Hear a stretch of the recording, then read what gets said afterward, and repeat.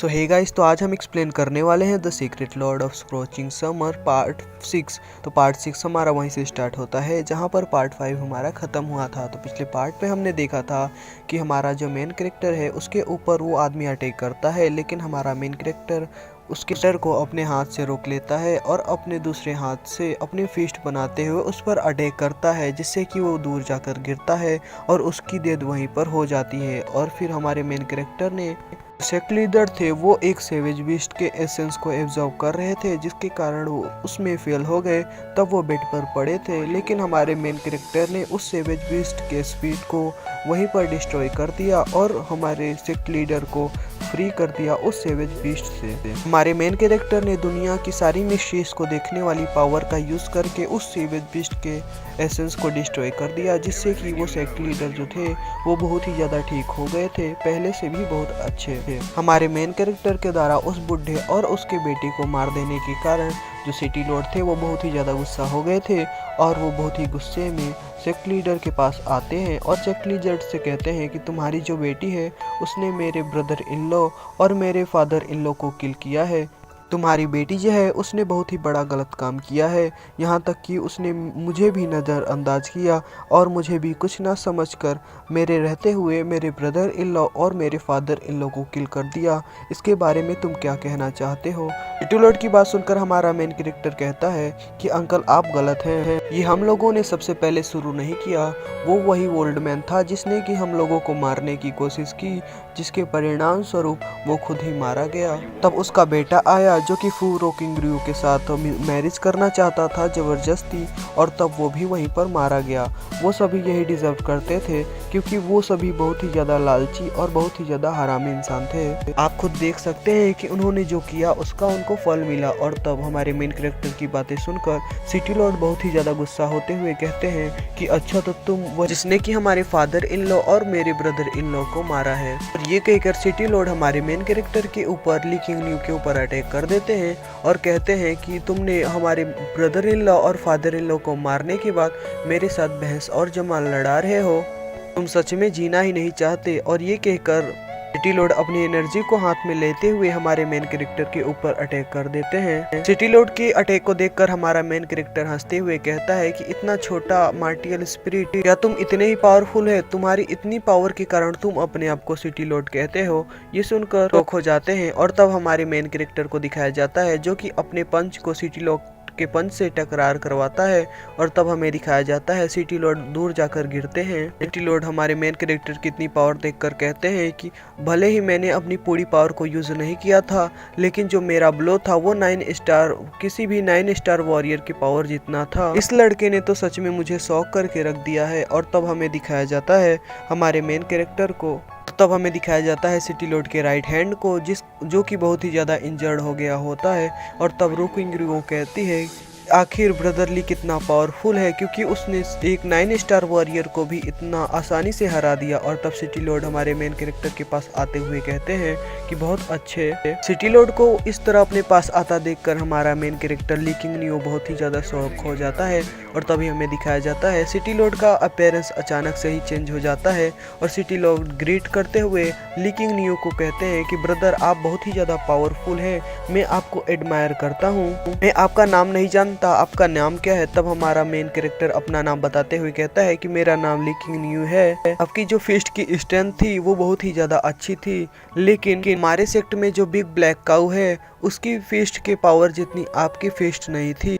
हमारे main character की बातें सुनकर सिटी लॉर्ड शॉक होते हुए कहते हैं कि बिग ब्लैक काऊ ये क्या है, बिग ब्लैक बुल? तब सिटी लॉर्ड अपने मन में सोचते हैं कि ये लड़का जरूर ही किसी बड़ी फैमिली का इलाइट डिसाइबल होगा। ये मैटर नहीं करता कि आखिर ये है कौन, मैं वापस जाकर सेक्ट में इस लड़के के बारे में छानबीन करूंगा और पता करूंगा कि आखिर इसका बैकग्राउंड क्या है। तब हमें दिखाया जाता है सिटी लॉर्ड हंसते हुए ली किंग न्यू को गुड बाय कहते हैं और कहते हैं कि ब्रदर आप आज जो हुआ वो हमारी मिसअंडरस्टैंडिंग थी, आप इसको दिल पर मत लेना, आपसे माफी मांगूंगा जब मैं आपके दिए हुए सेंटेंस का मतलब समझ जाऊंगा। सिटी लॉर्ड को बिना कुछ किए इस तरह वापस जाता देखकर जिसको अभी अभी हमारे मेन कैरेक्टर ने किल किया, उसकी सिस्टर बहुत ही ज़्यादा शॉक हो जाती है और बहुत ही ज़्यादा गुस्सा होते हुए कहती है कि मैं इन लोगों को माफ़ कैसे कर सकती हूँ, क्योंकि इन्होंने मेरे फादर और मेरे ब्रदर को किल किया है। हस्बैंड, आप तो इस किंग युआन सिटी के सिटी लॉर्ड हैं, तो आप यहाँ से बिना कुछ किए कैसे वापस लौट सकते हैं? मेरे जो फादर थे वो भी आपके फादर जैसे थे और मेरा जो ब्रदर था वो भी आपके ब्रदर जैसा था। इन लोगों ने उन लोगों को बड़ी बुरी तरह से मारा और बड़ी बेरहमी से मारा, तो आप इन लोगों को ऐसे ही कैसे छोड़ सकते हैं? उस लेडी की बात सुनकर सिटी लॉर्ड उसको एक जोरदार स्लैश मारता है और कहता है कि तुम फूल ही की फूल ही रहोगी, जल्दी करो और यहाँ से चलो। और तब हमारा सीन शिफ्ट होता है और हमें सेक्ट मास्टर का सीन दिखाया जाता है। सिटी लॉर्ड कह रहे होते हैं कि मैं इस चीज से श्योर हूँ कि जो ये लड़का है ये एक लड़के के रूप में एक हीरो है।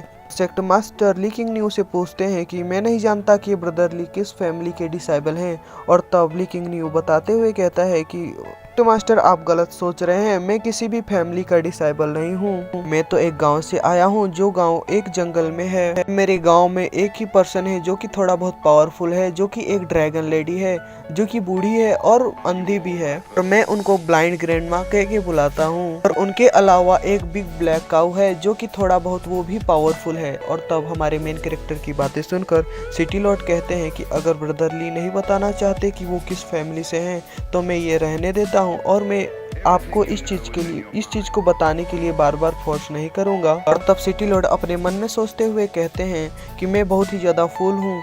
जो इस वर्ल्ड पर और इस दुनिया पर राज करने वाले पर्सन होते हैं वो बहुत ही ज्यादा पावरफुल होते हैं, तभी तो वो इस वर्ल्ड पर रूल कर पाते हैं। तो उन पर्सन से उनकी आइडेंटिटी के बारे में पूछना या उनकी आइडेंटिटी को जानना ये बहुत ही कठिन होता है। और तब सेक्ट मास्टर ली किंग न्यू के पास आते हैं और कहते हैं मैं नहीं जानता, ब्रदर लियो के पास तो किसी भी मार्टियल स्पिरिट का ट्रेस नहीं है। ऐसा लगता है कि ब्रदर ली ने अभी तक अपनी मार्टियल स्पिरिट को अवेक नहीं किया है। सेक्ट मास्टर की बात सुनकर ली किंग न्यू सेक्ट मास्टर से पूछता है कि आपको पता है कि मैं अपनी मार्टियल स्पिरिट को कैसे अवेक कर सकता हूँ? मैं भी अपनी मार्टियल स्पिरिट को अवेक करना चाहता हूँ ताकि मैं भी एक स्ट्रॉन्ग पर्सन बन पाऊँ। और तभी हमें दिखाया जाता है सेक्ट मास्टर के पास रुकिंग रू आती है और कहती है कि फादर, क्या हम चेंबर ऑफ कॉमर्स की सपोर्ट से वन एकेडमी में ब्रदर लिंग को भी रिकमेंड कर सकते हैं? रुकिंग रू की बात सुनकर सेक्ट मास्टर कहते हैं कि ब्रदर ली जो है उन्होंने हमारे सेक्ट को बचाया है और तुम लोगों की जान भी बचाई है, वो हमारे मैन्युफैक्चरर है, हमें ये करने में कोई प्रॉब्लम नहीं होगी। कल के दिन जो है सेक्ट में नए डिसाइबल को रिक्रूट किया जाएगा और कल के दिन ही वो चैलेंज है जिसके जरिए कोई भी नया डिसाइबल सेक्ट में ज्वाइन हो सकता है। और कल के दिन मैं पर्सनली ब्रदर लिंग को वहां भेजूंगा। और अगर ब्रदर ली और रुकिंग रू दोनों साथ में ही वुआन सेक्ट में एंटर हो सके तो ये बहुत अच्छा होगा।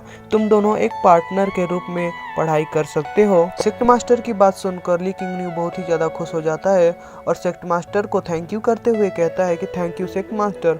और फिर अपने मन में सोचते हुए कहता है कि आखिर मेरी मार्टियल स्पिरिट कैसी होगी और क्या होगी मेरी मार्टियल स्पिरिट। मेरे विलेज में जो ग्रैंडी लॉन्ग है उन्होंने मुझे कभी भी मार्टियल आर्ट के बारे में नहीं बताया। और इसी के साथ हमारी ये वीडियो यहीं पर खत्म होती है। तो चलिए मिलते हैं नेक्स्ट पार्ट में। फ्रेंड्स, अगर आपको वीडियो थोड़ी सी भी अच्छी लगी हो तो कमेंट जरूर करें, और अगर आप हमारे चैनल पर नए हो तो चैनल को सब्सक्राइब करें, बगल वाले बेल आइकन को ऑल पे सिलेक्ट करें।